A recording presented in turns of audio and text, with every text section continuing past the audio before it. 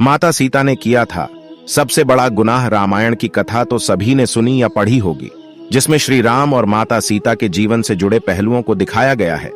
उन्हीं में से एक कहानी में बताया गया है कि कैसे मर्यादा पुरुषोत्तम राम अपनी पत्नी सीता को एक धोबी की बातों में आकर अयोध्या छोड़कर जाने को कह दिया था। लेकिन क्या आपको पता है कि वो धोबी के रूप में जन्मा एक पक्षी था, जिसके श्राप की वजह से ही माता सीता को वन में भटकना पड़ा था। जी हां, आपने सही सुना, माता सीता को श्राप मिला था। आज हम आपको बताएंगे कि देवी सीता को किस पाप की सजा मिली जो उन्हें वन वन भटकना पड़ा। धरती की कोख से जन्मी थी सीता। मिथिला नगरी में जनक राजवंश राज करता था। उन्हीं में से एक राजा शीरध्वज थे। एक बार यज्ञ के लिए वो जमीन जोत रहे थे। उसी समय वहां से एक छोटी कन्या निकलती है। इस सुंदर कन्या को देखकर राजा को बहुत खुशी हुई।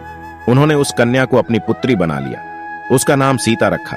एक दिन सीता अपनी सहेलियों के साथ बगीचे में खेल रही थी। वहां उन्हें एक तोते का जोड़ा दिखाई दिया जो बहुत ही खूबसूरत था। वे दोनों पक्षी एक पेड़ की चोटी पर बैठकर बातें कर रहे थे। पृथ्वी पर श्री राम नाम से विख्यात एक बड़े सुंदर राजा होंगे। उनकी महारानी का नाम सीता होगा। श्री राम सीता के साथ कई वर्षों तक राज्य करेंगे। धन्य हैं वे जानकी देवी और धन्य हैं वे श्री राम। माता सीता ने जानी प्रभु राम की कहानी। तोते की ऐसी बातें सुनकर सीता ने सोचा कि ये दोनों तो मेरे ही बारे में बातें कह रहे हैं।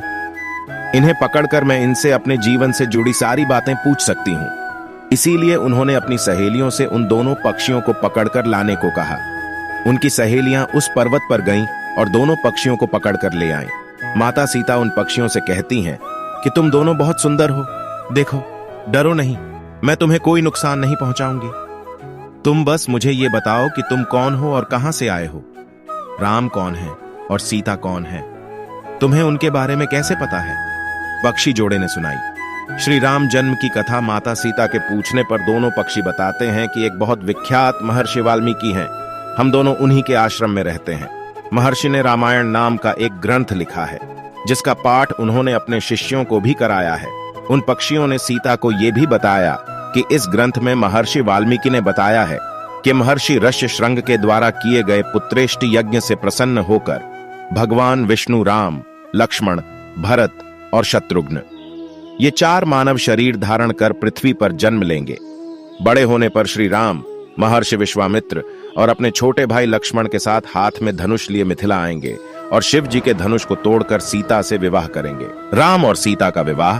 फिर उस पक्षी के जोड़े ने कहा, हे सुंदरी, हमने तुम्हें सब कुछ बता दिया, अब हमें छोड़ दो, हम जाना चाहते हैं। पक्षियों की बातें सुनकर माता सीता के मन में और भी बातें जानने की इच्छा हुई। उन्होंने उन दोनों से पूछा कि राम कहां होंगे, वे किसके पुत्र हैं, कैसे वो मिथिला आकर जानकी से विवाह करेंगे। नर तोता बोला कि श्री रामचंद्र का मुख कमल के समान सुंदर, नेत्र बड़े बड़े और खिले हुए, नासिका ऊंची, पतली भुजाएं घुटनों तक, गला शंख के समान होगा। मैं उनका क्या वर्णन करूं, जिनके गुणों का बखान 100 मुख वाला भी नहीं कर सकता। दोनों पक्षी कहते हैं कि जानकी देवी धन्य है, जो जल्द ही रघुनाथ जी की पत्नी बनकर उनके साथ कई वर्ष तक राज करेंगी। लेकिन तुम कौन हो? पक्षियों की बातें सुनकर सीता ने कहा कि जिसे तुम लोग जानकी कह रहे हो वो मैं ही हूं। माता सीता उन्हें कहती हैं कि मैं तुम दोनों को तभी छोड़ूंगी जब श्री राम यहां आकर मुझसे विवाह करेंगे। तब तक तुम दोनों आराम से मेरे घर में रह सकते हो।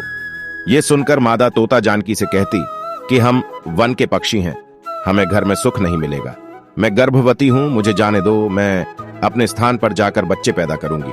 आप चाहें तो उसके बाद फिर से मैं यहां आ जाऊंगी। उसके कहने पर भी सीता जी ने उसे नहीं छोड़ा। तब उसके पति यानी नर तोते ने कहा, सीता, मेरी पत्नी को छोड़ दो, वो गर्भवती है। जब ये बच्चों को जन्म दे देगी तब उसे लेकर मैं फिर तुम्हारे पास आ जाऊंगा। तब माता सीता ने कहा, तुम आराम से जा सकते हो, लेकिन ये मुझे बहुत पसंद है, तुम घबराओ नहीं, मैं इसकी अच्छे से देखभाल करूंगी। जब सीता ने उस मादा तोते को छोड़ने से मना कर दिया तब वो पक्षी दुखी हो गया। पक्षी दोबारा सीता जी से निवेदन करता है कि मैं अपनी पत्नी के बिना जिंदा नहीं रह सकता, इसलिए इसे छोड़ दो। माता सीता, तुम बहुत अच्छी हो, मेरी प्रार्थना मान लो। इस तरह उसने बहुत समझाया, लेकिन सीता ने उसकी पत्नी को नहीं छोड़ा।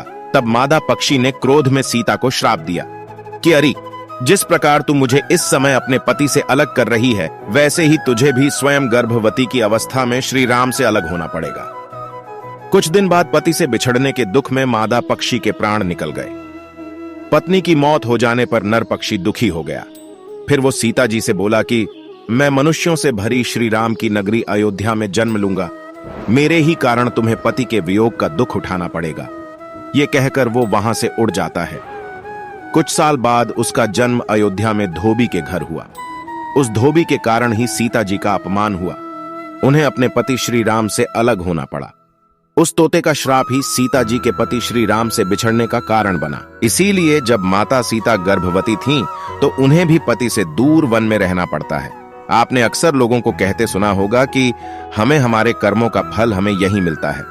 इस कहानी से ये बात सिद्ध भी हो जाती है कि कर्म के फल से कोई भी नहीं बच सकता, फिर चाहे वो भगवान राम हो या सीता, सभी को अपने कर्मों का फल भोगना पड़ता है। तो दोस्तों, आज के लिए बस इतना ही। उम्मीद करते हैं आपको दी हुई जानकारी पसंद आई होगी। प्यारे मित्रों, अगर ये वीडियो पसंद आए तो वीडियो को लाइक और शेयर करना मत भूलिएगा।